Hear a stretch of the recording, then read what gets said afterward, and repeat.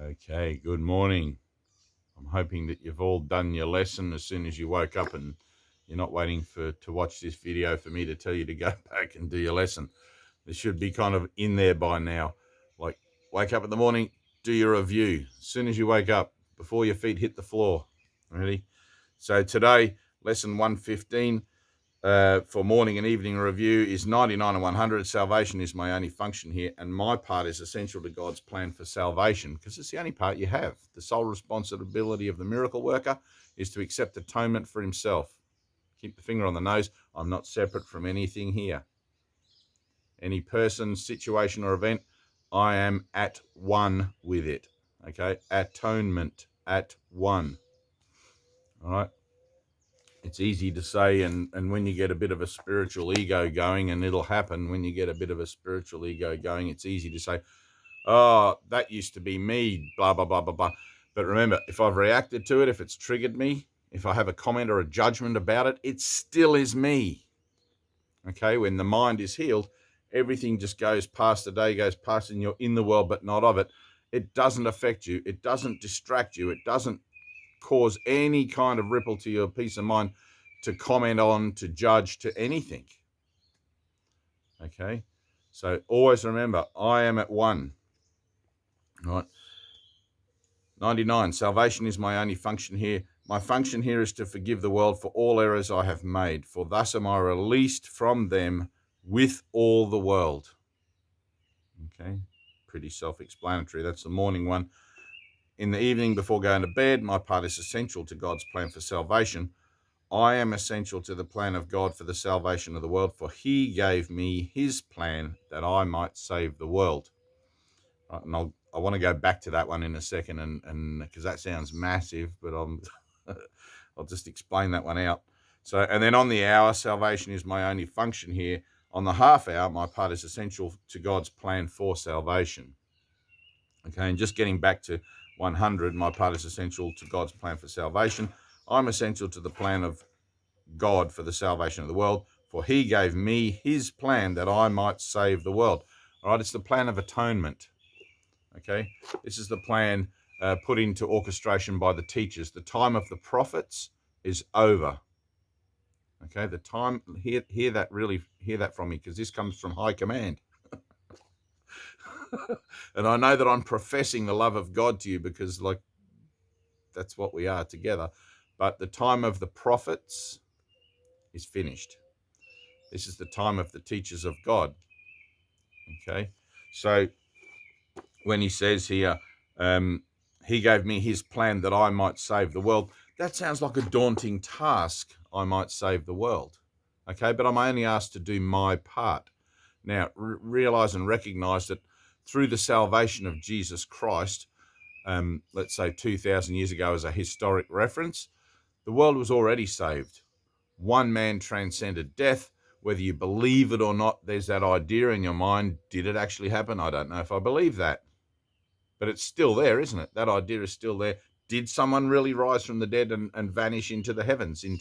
We've all seen the Star Wars, the very last episode, I think it's The Rise of Skywalker, where Luke lays his body aside. He comes back as this kind of ethereal thing and just vanishes into the nothingness. Okay, he's done. And I really don't know whether that with happening with Jesus, like he says, he arose into the thing, but salvation was complete in that one little chink in the armor, that one little idea that I'm presenting to you again now and again throughout history, through the prophets, plan of the prophets, and now the plan of the teachers.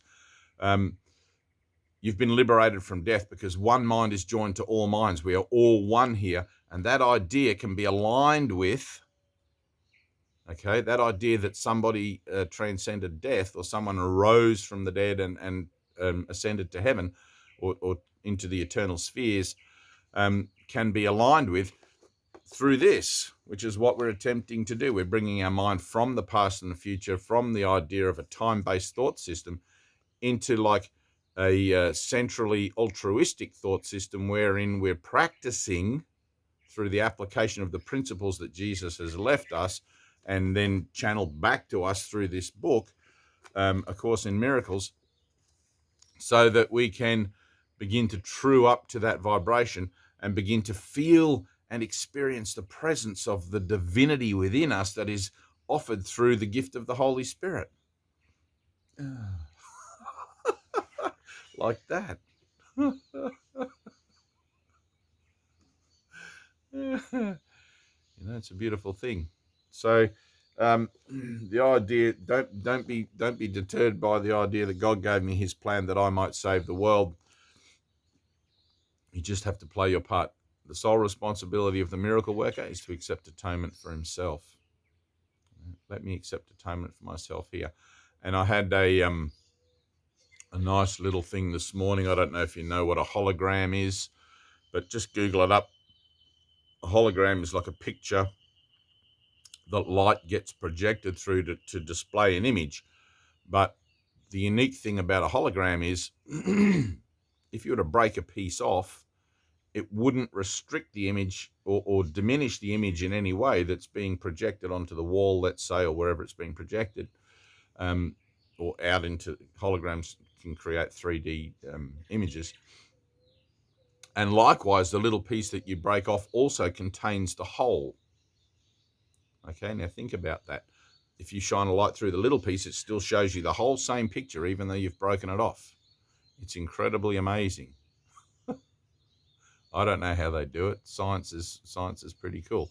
But when you think of it, like the science is still just God mind waking up. So in the idea that I've been selected to save the world, I'm a little piece of that hologram. I'm like one of those slides. We've got 8 billion slides, let's say, all representing the same thing, the light shining through, whatever. I'm accepting atonement for my slide. I'm going to pull that out of the stack and take responsibility for that, which includes the entirety of the image, includes the entirety of what's being presented here in time and space. Okay, I don't know if I've done a good job of representing that, but when I take that slide out, right, which is having an experience, I take the slide out from the whole, or my piece out from the whole, I have the experience of the illumination of my mind, and then put that back in. And then the light shines through slightly differently, and it begins to affect all the other, oh, got me again.